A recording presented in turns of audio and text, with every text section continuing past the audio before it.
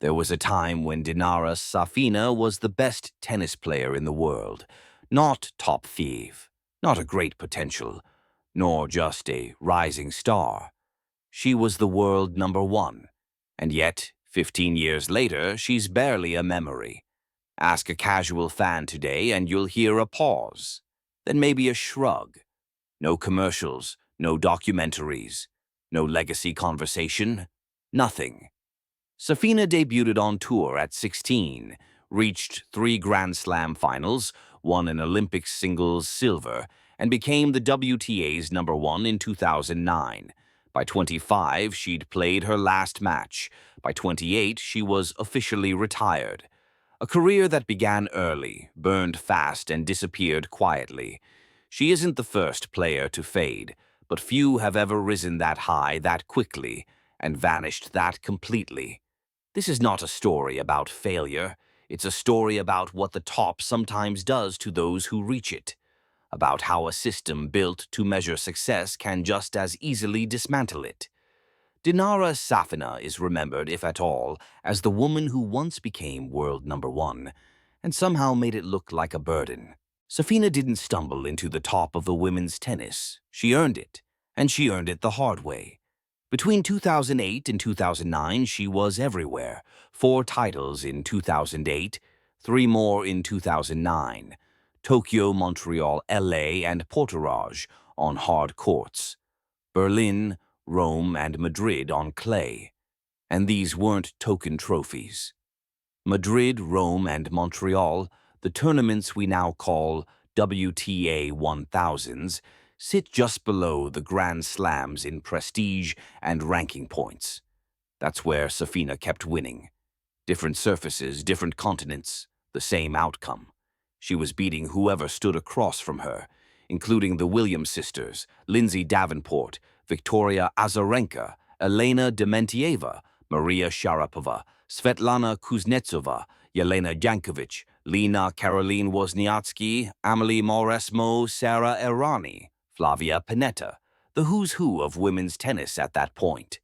Each week meant more ranking points. The WTA rewarded that relentlessness. The math was simple: play often, win and go deep, stay steady.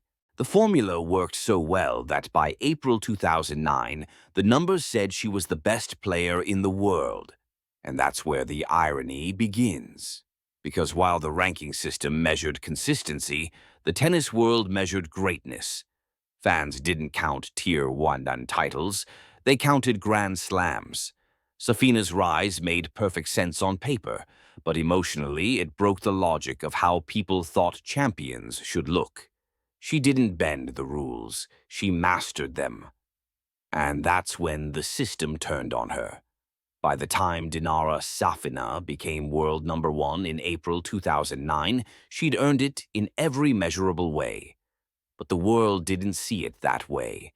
In that same period, Serena Williams had won the 2008 US Open and the 2009 Australian Open, yet was ranked lower, having played fewer tournaments. It was the perfect storm. A ranking system built on math clashing with a fan base built on emotion. Around that time, Serena was asked about Safina's number one status, and she laughed it off, saying, "We all know who the real number one is." That one line lit the fuse. Headlines labeled Safina a paper number one. Analysts dissected her Grand Slam record as if the rest of her season didn't exist. Every match she played after that wasn't a contest. It was a referendum on her legitimacy. And the worst part? She began to believe it. Safina would later admit that being number one brought her no joy. It was pressure without pride. Each win felt like she was defending herself, not her ranking. That's the strange cruelty of tennis. You can do everything right and still be made to feel like an imposter. Because in this sport, success isn't measured only by numbers. It's measured by narrative. And once the story turns against you, the scoreboard stops mattering.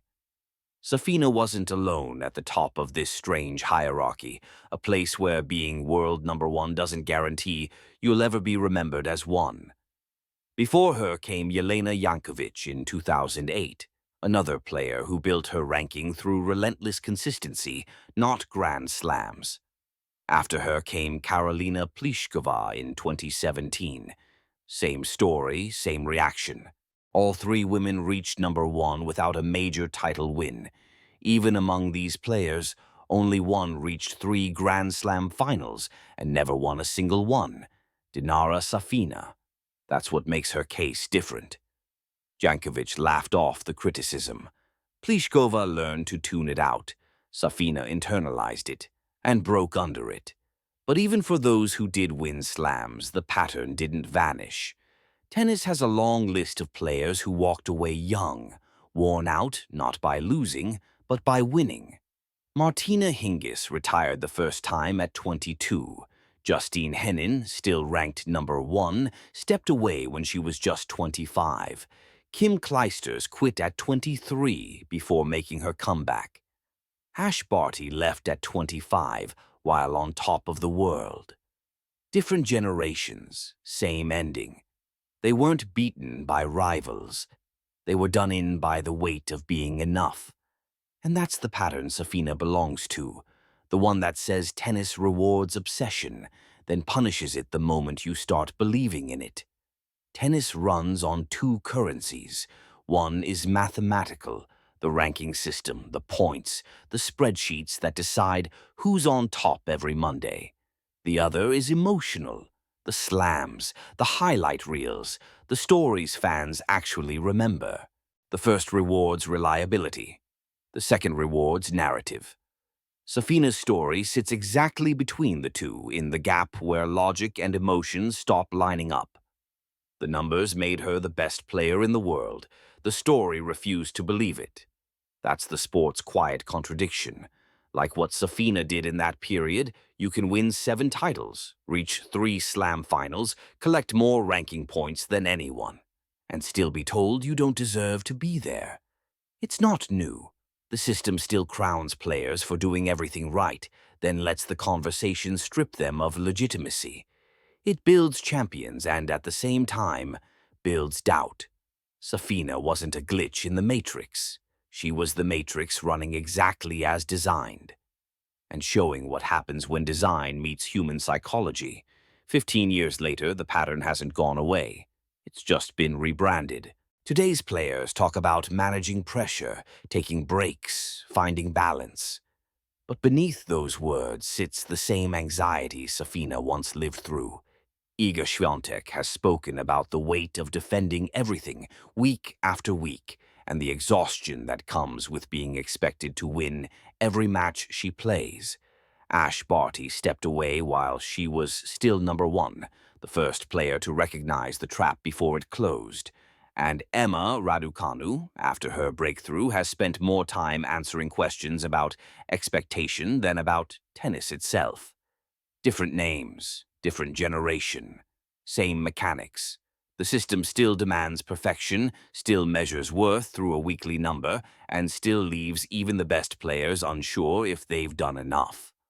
Safina's story just happened before tennis learned how to talk about it. She broke quietly so others could one day speak loudly. Dinara Safina never won a Grand Slam. She never got the moment that makes the world remember you, and that's why most people don't. But that's the tragedy, not of failure, but of erasure. Because Safina was an excellent player, she won big titles, beat the best, carried a nation's expectations, and for a few months was mathematically and legitimately the best player in the world. She did everything the sport asked her to do, and still it wasn't enough. Her story isn't about falling short. It's about what happens when being the best still feels like being unproven. When a ranking gives you the crown, but the world refuses to recognize it. Safina's career isn't a footnote in tennis history. It's a question mark, hanging over how this sport decides who deserves to be remembered. Because sometimes tennis doesn't forget you because you lost. It forgets you because you didn't win the right thing.